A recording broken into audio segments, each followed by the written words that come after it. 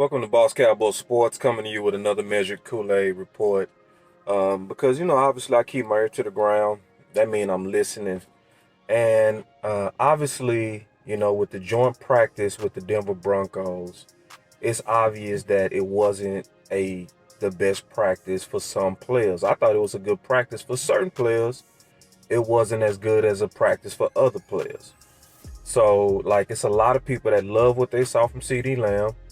I was one that I love what I saw in terms of the big plays, but I also was down on it because I didn't see the consistency that I want to see out of him. I don't want to see more of the same to where you make the big plays, but then you also on top of that make bad drops. And he had 2 consecutive issues with protecting the football.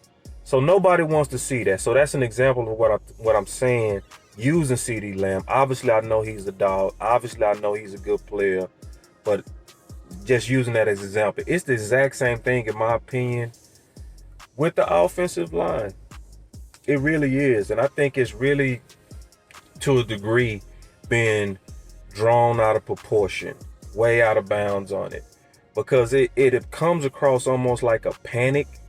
And I would say it's a concern, but definitely not a reason to panic. And I mean that. I'm not trying to give you fake Kool-Aid or fake optimism. Let's just kind of recap and let's just talk about honestly, what our training camp has been like thus far. Because Mike McCarthy said himself that the offensive linemen need pads to improve. They need pads in action. What has been the practices in Oxnard? What has been the practices? How many times have you seen the one-on-ones? How many times have they had one-on-ones? How many times have it even gotten chippy? So what we was really, in my opinion, looking at in the joint practice is one of the first time this offensive line got some real work. And offensive line is something that's not like a receiver or cornerback to where the skill set is based on an ability to do it individually or on an island. It's a unit. And also, some of these guys just honestly haven't been getting that work. So honestly, I'm expecting it to be bumpy with new pieces in the offensive line. New people that's getting assimilated to their job. And preparing, for instance, like McGovern to be potentially your starting left guard in case something happened with Tyron Smith. I don't think that's something they're looking at doing no time soon, but it's something that they're obviously considering. And to me, it does make sense as the season progresses. Not where we are now, but as the seasons progress, I would want to see players getting more reps at other positions. I would. Offensive linemen, cross-training these guys. Not now. I want them to stabilize now. But I do want them to modernize to where, like other teams have modernized, they find ways to cross-train and give their players the work that they need. So, I'm going to be honest. I'm definitely not in a panic on our offensive line, nor should, to me, you or anybody. Nobody should be panicking right now on the offensive line. To me, I'm going to tell you the time to panic. The time to panic or start being very, very concerned if you don't see a significant response Saturday when they actually under the lights. See, because it's a very real possibility, and I want y'all to hear me out. It's a very real possibility that Mike McCarthy accidentally set up that team for a failed practice. We talked about this when we did the joint show with West Coast Henny and Big Time yesterday. It's when you and Big Time brought this up. Mike McCarthy spent a whole lot of time saying over and over, we're going up there to work. We're going up there to get in some good work. We're going up there to practice. We're going up there to do what we have to do, and we're going to be professional. We don't want fights. Well, obviously, Denver has something else in mind. Denver had in their mind, like, listen, man, we don't like the Dallas Cowboys. We never liked the Dallas Cowboys. This is our practice facility. And when y'all come into our practice facility, we're going to be way more chippier than you. They wasn't talking about professionalism. Yes, it was a practice that you could tell that the coaches had an agreement that they was gonna keep each other safe. They was gonna stay off the ground. It was a typical practice that you would also even see in Oxnard, except Denver was doing extra with their thudding up. They was thudding up and some. So what happened, in my opinion, is you had the Dallas Cowboys going into a practice thinking they was in Oxnard, not realizing, hey man, you're in the enemy territory of some people that don't even like you. And that was the tone of practice. So yeah, I'm not giving them a pass, but I could see that when you've been listening to your coach and your coach been telling you we're going to be professionals out here today, well, you can get accidentally slapped in your mouth. Now, I think we got slapped in the mouth. Now, how do you go into a game on Saturday, though? That's my question. How do you go into a game on where the pads are on, where now it's game time and it's action? It's no more thudding up. It's no more keeping them up. You get to bust people in the mouth. Now, if we see softness, then from any level, first team, second team, third team, fourth team, especially with these obvious clippings that's been out there that the Dallas Cowboys are soft, that the Dallas Cowboys got beat up. They reading all this stuff right now. So if they reading all this stuff and yet still come out Saturday, not setting the tone, yeah, be concerned. Be very concerned.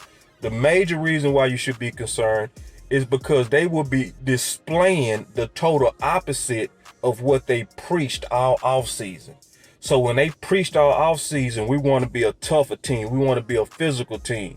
Then you run up on a Denver. You run up on the same team that took credit for allegedly exposing your offense. And there's no revenge factor in you.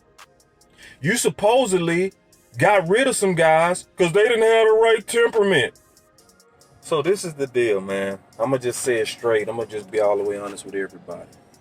You can say what you want to about Lyle Collins, because I've definitely had my issues with Lyle Collins. I'm not going to deny about that. I felt like it was some discipline issues. I think we ruined him. I did a video about that where I really do feel like we ruined him with the way that we handled his discipline issues. We kept rewarding bad behavior. So why would somebody change? Like we've always heard this, you don't reward bad behavior. I don't care if it's a kid. I don't care if it's your man. I don't care if it's your lady. I don't care if it's your wife. I don't care if it's your uncle. I don't care if it's crackhead Bobby. You don't reward bad behavior. And we kept doing it. So we ruined it. But we can say this about Lyle. When Dak was woofing to the defensive tackles for Denver, do you think, let's just keep it real, do you think Lyle would have let him do that by himself? So we can say what we want about the guys who was let go, and they said that, hey, you know, those guys was let go because of availability. And to a degree, I believe that that's true on some of them. I don't believe it was true on all of them. I believe it was true on just one of them, actually. But at the same time, we have to be very careful to not be a corporate fan base and a corporate team. We have to where we have to really be able to call it like it is, because then, you know, don't hire corporate guys, don't draft corporate guys, don't be a corporate fan base, but then try to act like you're a dog when a fight break out. Don't do it. Like, it's, so we got to understand football is a rough sport. It's a gangster sport. It's a physical sport. It's a gladiator sport. So it's not corporate America. It's not. So we shouldn't be trying to run it like that or judge it like that. Sometimes we got to give a pass to some guys that might have the athletic ability, but they might be a little bit off the rocker. Sometimes you got to tolerate that type of stuff if that player is good enough or can enhance you as a team. You can't have it all. But I would really want to get a measured Kool-Aid on what I was seeing, what appears to me to be a panic, and a real panic. It's a panic over offensive line. And it's the last thing I'm going to say on the offensive line. For everybody that was complaining about the offensive line, this is where it started from. It started from the radio, trying to figure out what happened the last 8 games of the season. That's what happened. Because everybody that got a problem with the offensive line now, that think Tyler Lindenbaum would would have fixed us and all that kind of stuff, who struggled with power in college. If anybody really truly watched his tape, he struggled with power. But there are people that still believe that we needed Tyler Lindenbaum, or we need Tyler Lindenbaum. There's people that believe that.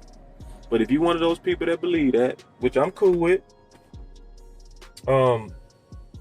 what was the complaints the first 8 games when we was running the ball down people's throat and we had the most rushing attempts in the total NFL, we was #1 in rushing, and Dak himself was the leading MVP, overwhelming favorite to win MVP. Where was the people that had a problem with the running game then, or the people that had a problem with the offensive line then? It was non-existent. It's what lets you know that we're panicking. We're panicking. And what we need to do, in my opinion, is we need to let these guys continue to get through these practices. The practice need to be a little bit more physical. And they do. Matter of fact, they need to be a lot more physical. And I'm going to be honest, how much actually can the Dallas Cowboys do? They got a whole new CBA that's restricted them from having physical practices. They have way less practices. I'm trying to figure out, as much as I want them to be physical, when are they allowed to without getting fined? And these billionaires ain't trying to give up no money. Sometimes it's the fact that football itself is becoming soft. You just got to accept that sometimes. Is that the case? But I'm really interested in y'all comments on this as I measure this Kool-Aid. But either way, man, y'all stay up. This Boss Cowboy Sports, where your voice matter. Peace.